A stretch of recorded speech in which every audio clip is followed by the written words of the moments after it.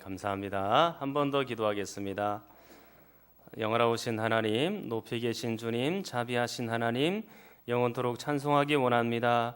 우리 가운데 귀한 임현정, 조은지 청년을 보내주셔서 얼마나 감사한지, 이분들과 함께 믿음으로 신앙으로 잘 성장하고 말씀으로 마침내 표대를 향하여 나아가는 저희들이 되게 하여 주시옵소서.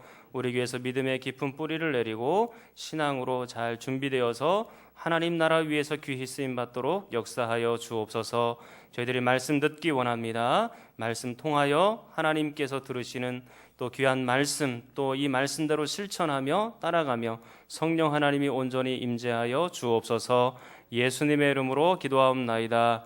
아멘. 하나님 아버지와 그리스도 예수 우리 주께로부터 은혜와 긍휼과 평강이 넘치기를 간절히 축원합니다. 디모데후서 3장 1절에서 9절까지 그리고 10절에서 12절까지 말씀은요, 서로 대조가 되고 있는 말씀입니다. 1절부터 9절까지는 이 땅의 가르침, 세상의 가르침, 그리고 10절부터 12절 말씀은 하늘의 가르침이 되겠습니다. 그래서 지난 주일에 우리는 하늘의 가르침을 보았었는데 10절에 보면 나의 교훈과 그랬죠. 지금 사도 바울이 교훈하였다라고 말하는 것은 가르침이라는 얘기입니다. 이것은 하늘의 가르침, 바른 가르침, 그것을 얘기하는 겁니다. 그리고 나서 행실과 그랬는데 이 행실은 거룩한 삶을 얘기하는 겁니다. 바로 가르쳤고 그리고 행동도 바뀌어지고 삶도 바뀌어지게 된 겁니다. 그런 다음에 의향과 그랬는데 이 의향이라는 것은 목적이라는 말입니다.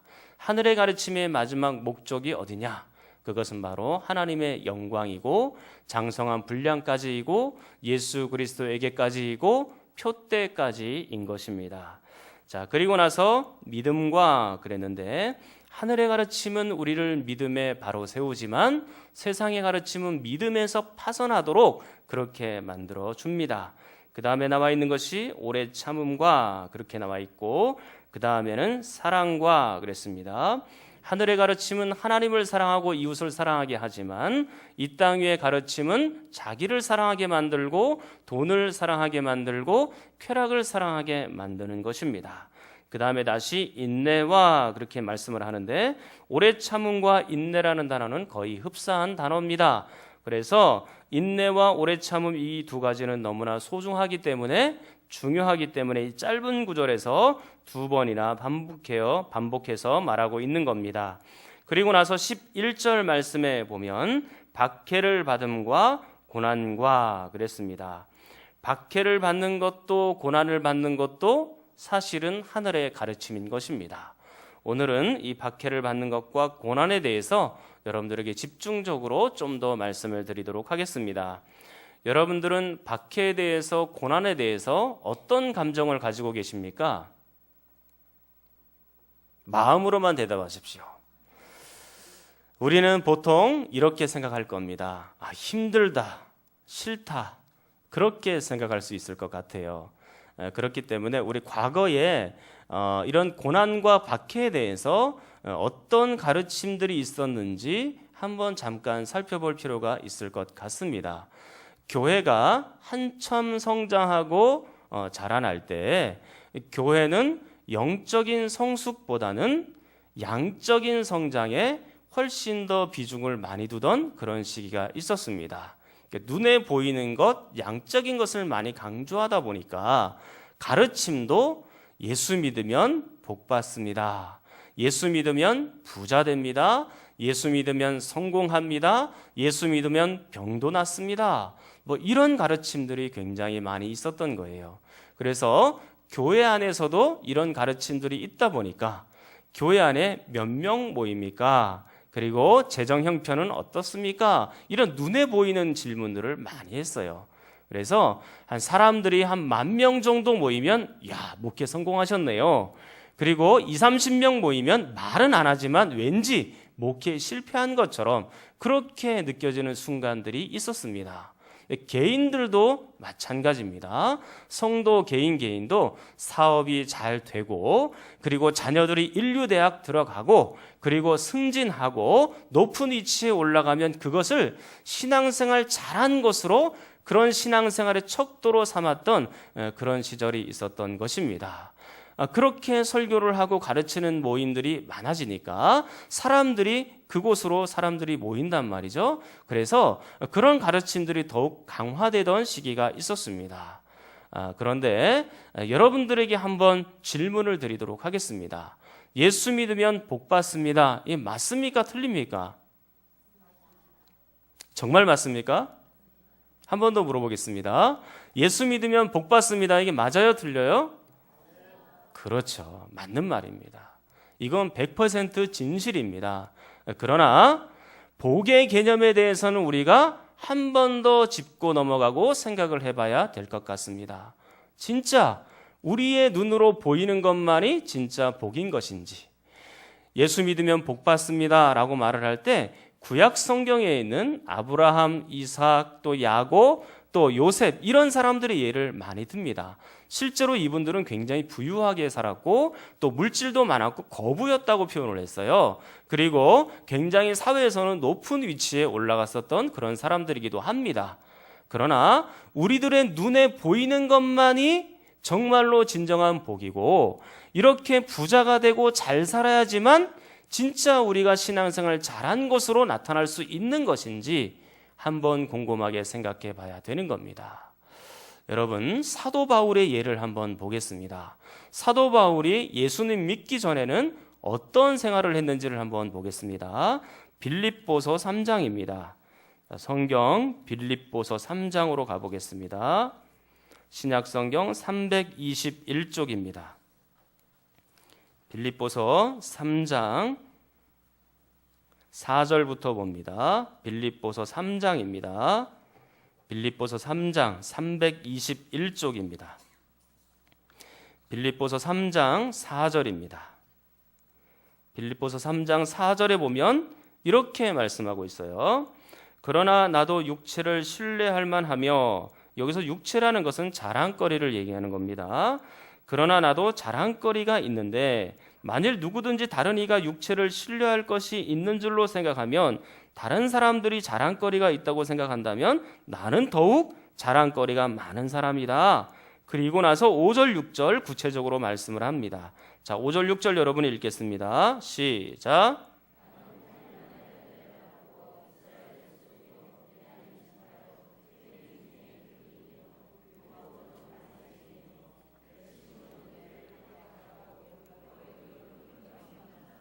네, 이것을 우리가 일일이 다 설명하지 않아도 이분의 가문이 얼마나 훌륭한 가문인지 척 한눈에 보기에도 보이지 않습니까?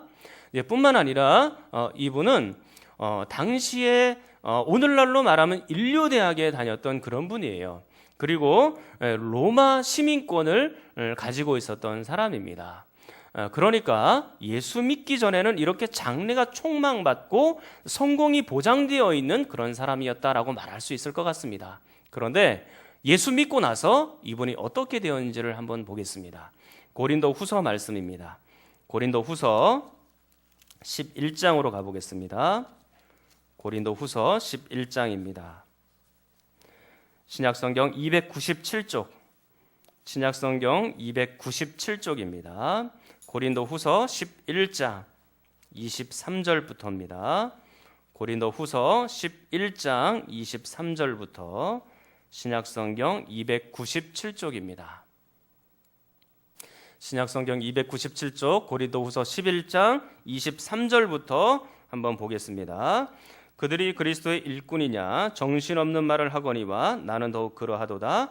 내가 수고를 넘치도록 하고 옥에 갇히기도 더 많이 하고 매도 수없이 맞고 여러 번 죽을 뻔하였으니 유대인들에게 40에서 하나 감한매를 5번 맞았으며 3번 태장으로 맞고 1번 돌로 맞고 3번 파선하고 일주야를 깊은 바다에서 지냈으며, 자 26절 27절 여러분 읽습니다. 시작.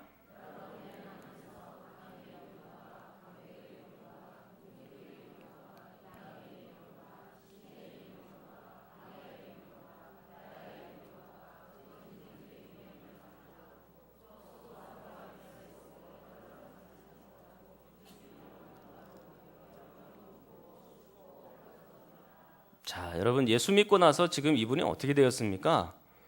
고생 이런 고생이 없죠. 정말로 예수 그리스도를 믿었는데 성공하고 잘 되기보다는 고생하는 장면만 이곳에 계속해서 가득해 있는 걸 알 수가 있습니다.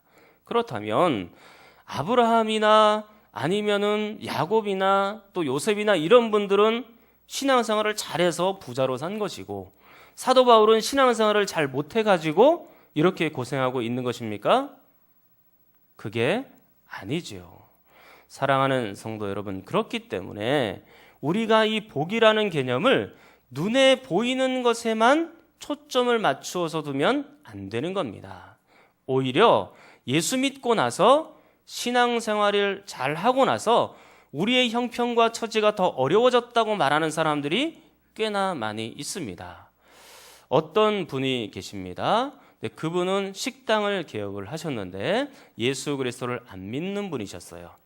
안 믿는 분이니까 손님들이 이제 계산을 하고 나갈 때 카드로 계산을 안 하고 현금으로 계산을 하고 나가면 그것을 매출로 잡지를 않았습니다.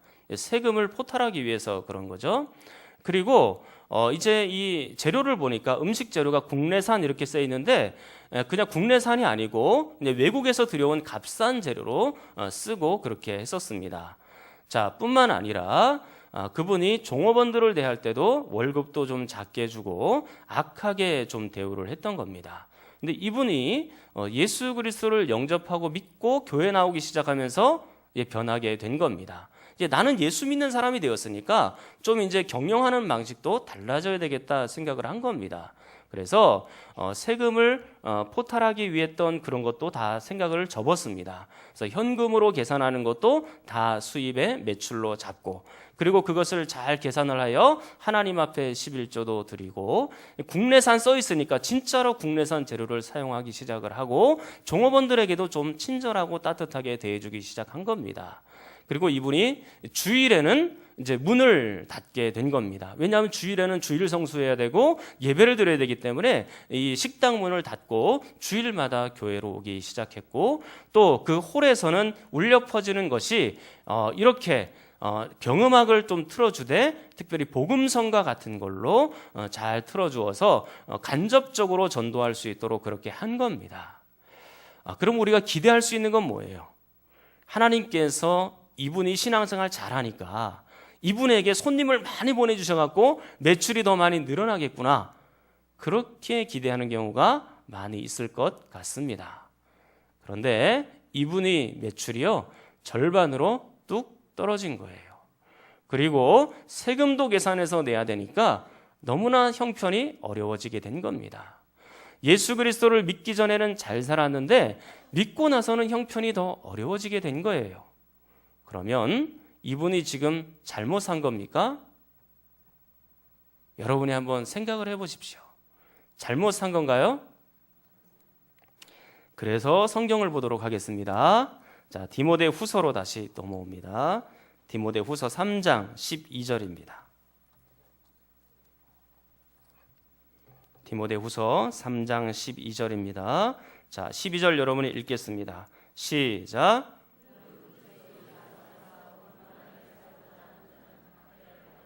아멘. 여러분, 경건하게 살고 예수님을 잘 믿으면 부자로 살게 된다, 그렇게 말씀했습니까?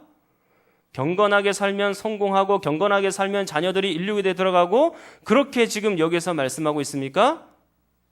뭐라고 말씀합니까? 그렇죠. 경건하게 살고자 하면 반드시 박해를 받으리라, 그렇게 말씀을 한 겁니다. 이것이 박해를 받을 수도 있고 고난을 받을 수도 있다라고 그렇게 얘기하지 않고 확정적으로 박해를 받으리라, 그렇게 말씀하고 있는 겁니다. 사랑하는 성도 여러분, 경건하게 살면 고난이 따라옵니다. 하나님의 말씀대로 하나님의 뜻대로 정직하게 살다 보면 저항이 올 수 있고 조롱이 올 수 있어요. 이것은 너무나 당연한 것입니다. 이 고난은 우리가 신앙생활을 잘못해서 그런 것이 아닙니다. 오히려 신앙생활을 바르게 하고 정직하게 하고 제대로 하기 때문에 받게 되는 고난을 우리에게 말씀하고 있는 것입니다. 그런데 참 위로가 되는 말씀이 있어요. 11절 말씀을 한번 보겠습니다. 자, 11절 여러분이 한 번 더 읽겠습니다. 시작.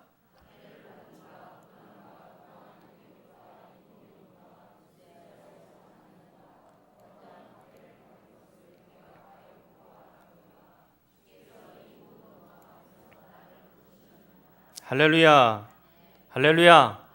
하나님께서 이 모든 박해 가운데 바울을 건져 주셨습니다. 바울에게 아직도 사명이 있기 때문에 이 모든 어려움 가운데서 다 건져 주신 거예요. 사랑하는 여러분들이 박해와 고난 가운데 있을 때 그리스도께서 찾아가셔서 여러분들의 모든 상황을 정리하시고 건져 주실 수 있기를 간절히 축원합니다. 하나님께서는 여러분들을 절대로 홀로 내버려 두신 분이 아닙니다. 여러분들을 홀로 내버려 두지 않으시고 여러분들이 고난받고 진리 편에 서서 사는 동안에 힘들어할 때 여러분들을 응원하고 도우시고 함께 하시는 하나님인 걸 믿습니다. 그런데 우리는 한 걸음 더 나가야 됩니다. 우리는 어디까지 나가야 되냐면 그렇게 하지 아니하실지라도 거기까지 나가야 되는 겁니다. 성경을 한번 보겠습니다. 다니엘서입니다. 구약 성경으로 가서 봅니다. 다니엘서 3장인데요. 1236쪽입니다. 구약 성경 1236쪽입니다.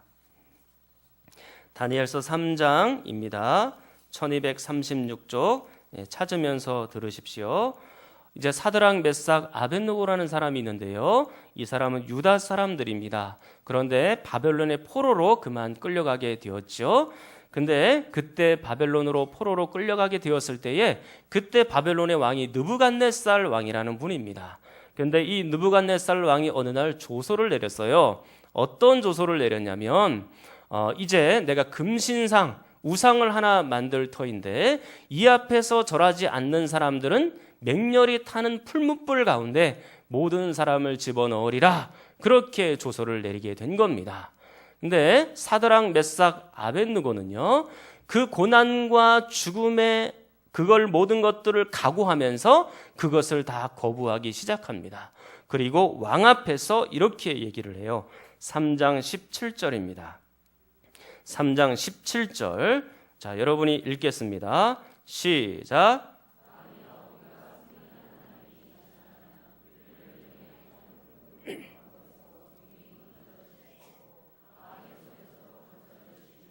그렇죠. 하나님은 능히 이렇게 풀무불 가운데서도 건져낼 수 있는 분이라 그렇게 확신하여 믿고 있는 겁니다. 아까 우리가 디모데후서 3장 11절에서도 보았지 않습니까? 하나님께서 그리스도께서 이 모든 것 가운데서 건져내시리라. 그 건져냄과 이 건져냄이 같은 건져냄입니다. 그런데 여기서만 멈추면 안 된다 그랬습니다. 우리가 한 걸음 그 다음에 신앙의 고백이 굉장히 위대한 것입니다. 자, 18절입니다. 다니엘 3장 18절 여러분이 또 읽습니다. 시작.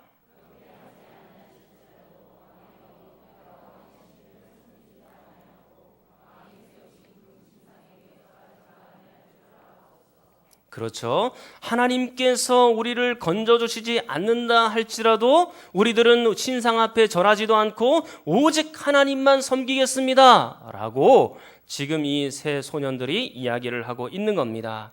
사랑하는 여러분, 하나님께서 우리가 말씀대로 살 때 박해를 받는 그 순간 하나님은 분명히 우리를 건져주실 줄 믿습니다. 그러나 그렇게 하지 아니하실지라도 우리는 그 하나님의 말씀에 순종하면서 그렇게 따라가야 되는 겁니다. 고난이 길어지고 겨울이 길어진다 할지라도 마지막까지 견뎌내시기를 바랍니다.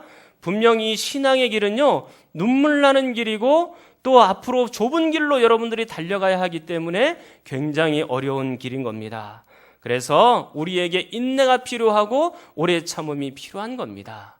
디모데후서 3장 10절에도 인내와 오래 참음 두 가지가 동시에 등장하고 있지 않습니까? 이것은 단순히 참는 것이 아니고 하나님께서 우리를 도와주시고 하나님께서 우리와 함께 하신다는 확신 속에서 믿음으로 오래 참는 것을 얘기하는 겁니다. 고난이 다가올 때는 참는 게 필요해요. 오래 견디는 게 굉장히 우리에게는 소중한 것입니다. 말씀을 하나 더 보도록 하겠습니다. 사도행전 7장입니다. 신약성경으로 다시 넘어옵니다. 사도행전 7장입니다. 신약성경 197쪽, 신약성경 197쪽입니다. 사도행전 7장입니다. 신약성경 197쪽입니다. 지금 7장에 보면 초대교회 지도자였던 스데반 분이 나옵니다. 이 스데반 지도자가 이제 설교를 시작을 하는데요. 2절부터 설교를 쭉 시작을 해서 53절까지 긴 설교를 하게 됩니다. 예수 그리스도의 복음을 증거했으니까 사람들이 이제는 다 돌아오고 회개하고 그런 역사를 우리가 기대해 볼 만직한데, 그러나 54절을 한번 보십시오. 그들이 이 말씀을 듣고 나서 마음에 찔려 그를 향하여 이를 갑니다. 그리고 57절에 보니까 그들이 큰 소리를 지르며 귀를 막고 일제히 그에게 달려들어서 58절에 성 밖으로 내치고 어떻게 합니까? 돌로 치는 겁니다. 굉장히 급박하고 위급한 이런 상황 속에서 스데반이 어떻게 하고 있는지를 보십시오. 55절입니다. 자, 55절 여러분이 읽습니다. 시작.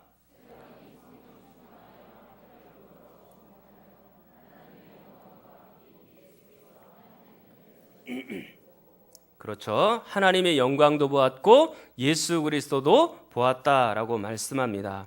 결국에 스데반은 순교하고 죽음에 이르게 된 겁니다. 우리가 이렇게 스데반이 신앙생활 잘했으니까 그러면 당연히 스데반이 건짐을 받아야 되고, 그리고 스데반이 살림을 받고 나중에는 잘 먹고 잘 살아야 그것이 당연한 수순 아니겠습니까? 그런데 스데반은 결국에는 어떻게 했다고요? 죽임을 당했다, 그렇게 말하고 있는 겁니다. 여러분, 이것은 예수 믿으면 부자 됩니다, 예수 믿으면 성공합니다, 그런 가르침과 절대적으로 배치되고 있는 것을 알 수가 있는 겁니다. 그러나 사랑하는 성도 여러분, 이것이야말로 참된 복이에요. 비록 스데반이 겉으로 보기에는 죽임을 당하였고 순교를 당한 것처럼 보이지만 그 순간 속에서도 하나님의 영광을 보았고 예수 그리스도를 보았다고, 그리고 또 그분을 깊이 체험하였다면 그것이 바로 우리에게 진정한 복인 줄 믿습니다. 우리가 진리의 말씀대로 따라가다가 조금 덜 성공하고 덜 벌고 우리가 조금 많이 손해본다 할지라도, 그러나 우리가 하나님의 말씀대로 따라가는 것, 그거 제대로 잘 하신 겁니다. 그리고 오히려 그 고난을 통하여 하나님을 더 의지하게 되고 하나님을 더 깊이 경험하게 되었다면 그것이 우리에게 진정한 복인 줄 믿습니다. 우리에게 하나님께서 축복으로 또 성공으로 이끌지 않으셨다 할지라도 여러분에게는 이미 예수 그리스도가 계십니다. 그리고 그 예수 그리스도의 말씀대로 살려고 몸부림치면서 살고 있습니다. 그것이 진정한 성공인 줄 믿습니다. 그것이 진정한 복인 거예요. 눈에 보이는 것만 우리의 복이 아니라 보이지 않는 영적인 세계가 있다는 것을 알고 그 하나님을 박해 속에서 더 깊이 만날 수 있다면 그것보다 더 큰 복이 어디 있겠습니까? 이제 말씀을 정리하도록 하겠습니다. 제가 지난 주간에 여러분들에게 문자 메시지를 보내면서 이렇게 보냈습니다. 박해를 받는 것과 고난조차도 사랑해야 됩니다. 그랬습니다. 이것은 정말로 하늘의 가르침이에요. 우리가 하나님의 이 하늘의 가르침을 받을 때는요, 좋고 싫은 게 없어요. 힘들다 어렵다 이런 것이 없습니다. 그저 하나님께서 우리에게 하늘의 가르침을 주셨고 진리의 말씀을 주셨으면 힘들어도 어려워도 그 말씀대로 순종하면서 따라가는 것이 당연한 것입니다. 그게 성도의 모습이에요. 우리는 예수 그리스도를 이용하려고 예수님을 믿는 게 아닙니다. 성공의 발판으로 삼기 위해서 예수님을 믿는 것도 아니에요. 예수 믿고 부자 되려고 하는 이기적인 마음으로 예수님을 믿는 것도 아닙니다. 우리가 정말로 예수 그리스도를 믿는 것은 하나님께 영광을 돌려드리고, 그리고 정말로 그 하나님의 말씀대로 순종하고 몸부림치며 따라가기 위해서 우리가 예수 그리스도를 믿는 거예요. 우리가 형통하든지 잘 살든지 못 살든지 전혀 상관이 없이 여러분들은 마지막까지 진리의 말씀으로 살아가셔서 정말로 이 신앙의 완주들을 끝까지 하시고 견디시고 인내하시고 그 끝에 서서 마침내 저는 하나님의 은혜로 살아왔습니다. 그리고 그 하나님의 능력으로 진리의 말씀으로 살기 위해서 엄청나게 애를 썼습니다. 그렇게 하나님 앞에 말씀할 수 있는 좋은 선한 그런 성도들이 되기를 간절히 축원합니다. 우리 통성으로 함께 기도합니다. 하나님 아버지, 형통만을 복이라고 생각하지 않겠습니다. 부자 되는 것만이 성공했다고 말하지 않겠습니다. 하나님의 말씀을 따라가는 동안 고난이 온다 할지라도 예수님만 쫓는 진정한 제자들이 되게 하여 주시옵소서. 그러나 이 모든 고난에서 우리를 홀로 두지 마시고 우리의 능력이 되시고 방패가 되셔서 잘 견디는 백성들 되게 하여 주시옵소서. 우리 주여 한번 부르짖고 기도합니다. 주여.